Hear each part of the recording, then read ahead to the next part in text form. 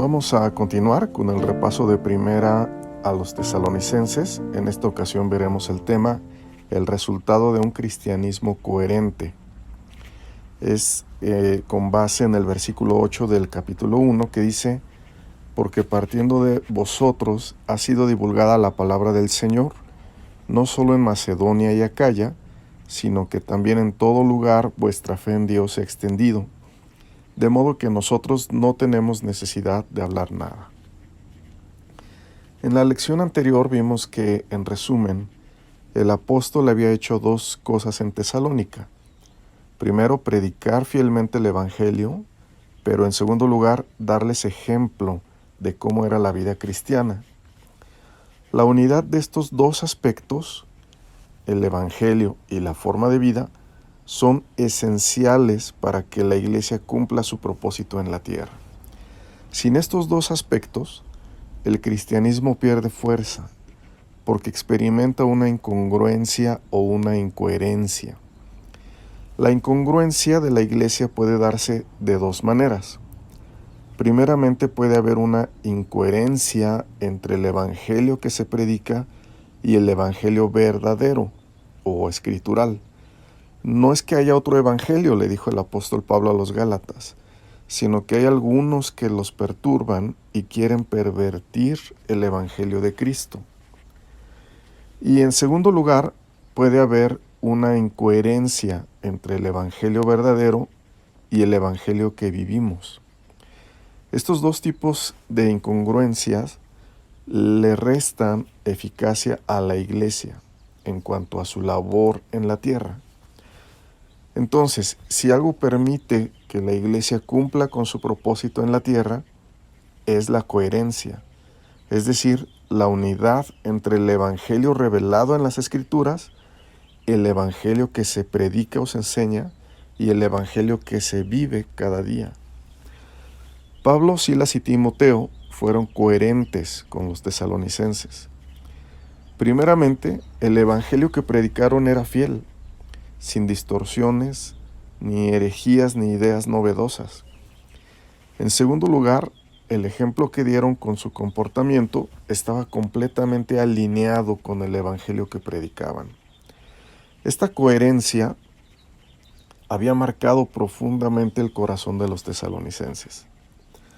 Una vez que los tesalonicenses fueron marcados por la coherencia del apóstol, Dios comenzó a usarlos a ellos precisamente en esta manera, en predicar el Evangelio y en ser ejemplo a otras iglesias de Macedonia y Acaya. Por lo cual el apóstol Pablo les escribió: porque partiendo de vosotros ha sido divulgada la palabra del Señor, no solo en Macedonia y Acaya, sino que también en todo lugar vuestra fe en Dios se ha extendido, de modo que nosotros no tenemos necesidad de hablar nada. ¿Cuánto necesitamos nosotros, como iglesia, orar por esta coherencia? El Señor dijo que al final de los tiempos se levantarían muchos falsos profetas. Esto está en Mateo 24:11. Esto se refiere a falsos predicadores. El Señor dijo que una señal de los últimos tiempos, como lo leímos acerca de los falsos profetas, es precisamente que iba a haber un cristianismo incoherente, un ministerio incoherente, en el cual muchas enseñanzas iban a ser separadas del evangelio bíblico y doctrinal. La expresión falsos profetas también significa que las vidas mismas de los predicadores iban a ser incoherentes con el evangelio bíblico. Por esto es necesario que como cristianos oremos por una vida coherente con las Escrituras.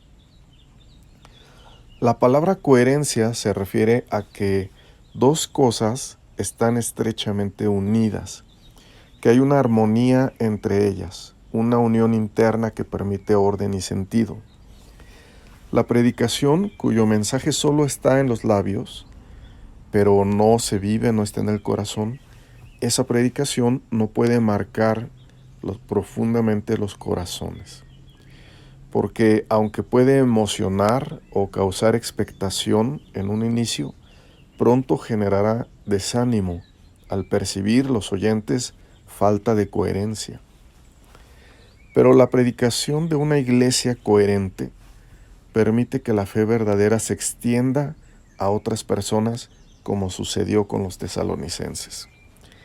Es importante aclarar que una vida coherente no es una vida perfecta, pero sí es una vida que está en el proceso de perfeccionamiento en la gracia de Dios. El mismo apóstol Pablo reconocía que no era perfecto.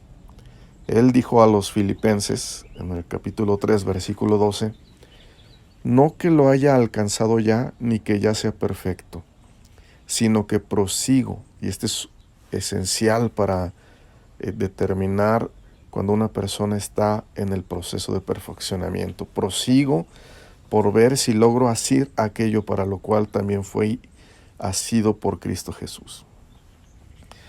Normalmente los que rodean a un cristiano perciben cuando éste se encuentra en el proceso de perfeccionamiento y santificación, y también perciben cuando alguien no está participando de este proceso.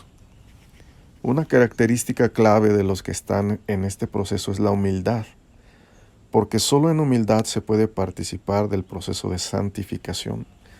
Solo en humildad se puede orar, y solo en humildad se puede estudiar las Escrituras. Por el contrario, en todo pecado encontramos orgullo y rebelión.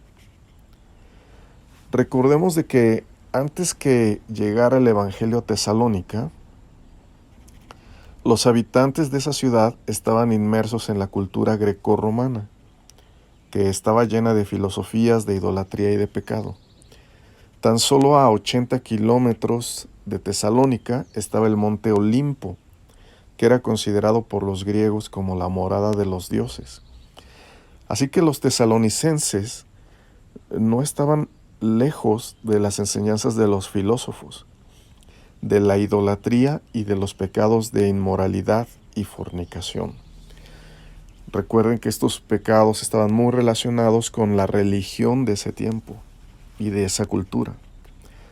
Pero por medio de la predicación coherente del Evangelio, Dios había convertido a muchos hombres y mujeres de Tesalónica y había transformado su entendimiento y su voluntad para que dejaran aquellos ídolos y a su cultura de inmoralidad y ahora sirvieran al Dios vivo y verdadero. Por esto el apóstol Pablo les dijo que las personas daban testimonio de cómo ellos se habían convertido de los ídolos a Dios para servir al Dios vivo y verdadero. ¿Y cómo es que ellos servían a Dios? Ellos habían dejado de imitar aquella cultura en la que estaban inmersos, pero que estaba fuera de la voluntad de Dios. Y ahora imitaban a Cristo y se hacían cada vez más coherentes con el Evangelio. Ellos seguían el ejemplo de Pablo, de Silas y de Timoteo, y aún salían a viajes misioneros como lo hacían ellos, para predicar la palabra de Dios. Muchas religiones o grupos envían a sus mensajeros. Algunos de ellos están inmersos en la causa de su organización, pero solamente una exposición fiel del Evangelio y una vida coherente con su mensaje es el aval de que un trabajo y un despertar espiritual es genuino y proviene de Dios. Por eso, oremos para que nuestra vida sea cada vez más coherente con el Evangelio bíblico.